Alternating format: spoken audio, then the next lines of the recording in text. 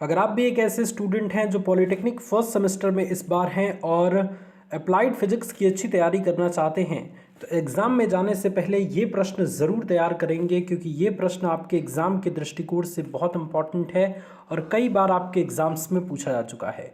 Question क्या है, एक बार क्वेश्चन की तरफ ध्यान देते हैं। ये एक डेरिवेशन है जो कई बार आपके एग्ज़ाम में पूछा जाता है कि बल के आवेग और संवेग परिवर्तन में संबंध स्थापित करिए। ये बहुत इंपॉर्टेंट क्वेश्चन है और आपके एग्जाम में कई बार पूछा गया है। बड़ा ही सिंपल तरीके से बच्चों हम देखेंगे कि कैसे इनके बीच हम रिलेशन ज्ञात करेंगे। देखिए, पहले तो कुछ भाषाएं आपको याद रखनी होंगी और उन भाषा को इस्तेमाल करके आप डेरिवेशन बना सकते हैं।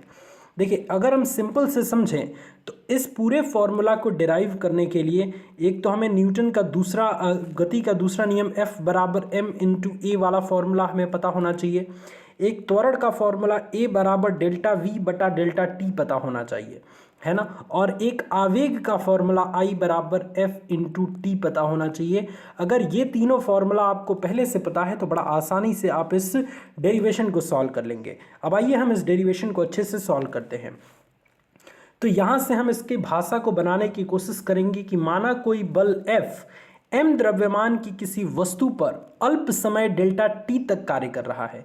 कोई बल है जो एक m द्रव्यमान की वस्तु है उस पर बहुत छोटे से समय के लिए डेल्टा टी समय के लिए कार्य कर रहा है। यदि वस्तु के वेग में डेल्टा v का परिवर्तन हो तो वस्तु के वेग में परिवर्तन को हम डेल्टा v बटा डेल्टा टी से प्रदर्शित करेंगे। अब इस परिभाषा से, आवेग की परिभाषा से हम जानते हैं, स्टेप नंबर 1 यहीं से स्टार्ट होगा बच्चों। आवेग की परिभाषा से हम जानते हैं कि आवेग बराबर होता है बल गुणे समयांतराल, यानी I बराबर F इंटू डेल्टा टी। तो इसको हम लिख देंगे और इसको मान लेंगे समीकरण नंबर 1। क्लियर है स्टूडेंट्स। अब दूसरा स्टेप हमें क्या याद रखना है कि आवेग का फॉर्मूला लिखने के जस्ट बाद हमें न्यूटन का गति का दूसरा नियम लिखना है। तो हम लिखेंगे, परंतु हम जानते हैं कि न्यूटन की गति के दूसरे नियम से F बराबर m इंटू ए होता है, यानी बल बराबर द्रव्यमान गुणे त्वरण होता है। अच्छा, अब त्वरण का मान हमें निकालना है, क्योंकि वस्तु m द्रव्यमान की वस्तु पर कोई बल F कार्य कर रहा है तो जाहिर सी बात है उसमें त्वरण उत्पन्न होगी। तो त्वरण का मान हम A बराबर जानते हैं कि वेग परिवर्तन की दर होता है, यानी डेल्टा V बटा डेल्टा टी होता है। तो ये आप इस A के वैल्यू को आप समीकरण नंबर 2 में यहाँ पे रख दीजिए।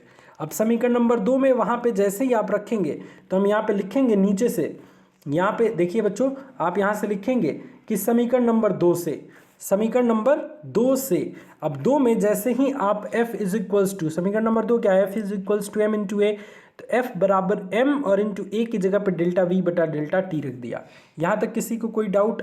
अब इसी F के मान को उठाइए, F बराबर m डेल्टा V बटा डेल्टा टी, इसी F के मान को उठाइए और समीकरण नंबर 1 में F की जगह पे यहाँ पे पुट कर दीजिए। अब जैसे ही आप पुट करेंगे F बराबर m और डेल्टा V बटा डेल्टा टी, तो यहाँ पे आ जाएगा I बराबर F इंटू डेल्टा टी। कैसे आया आप यहाँ पे देख सकते हैं। अब जैसे देखिए, जैसे ही F और इंटू टी की जगह पे जैसे ही आप रखेंगे F की जगह पे m इंटू डेल्टा V बटा डेल्टा टी, और डेल्टा टी तो पहले से था तो उसको रखेंगे, तो इससे बच्चों ये कट जाएगा, किससे, डेल्टा टी से डेल्टा टी कट जाएगा, तो बचा सिर्फ m इंटू डेल्टा वी।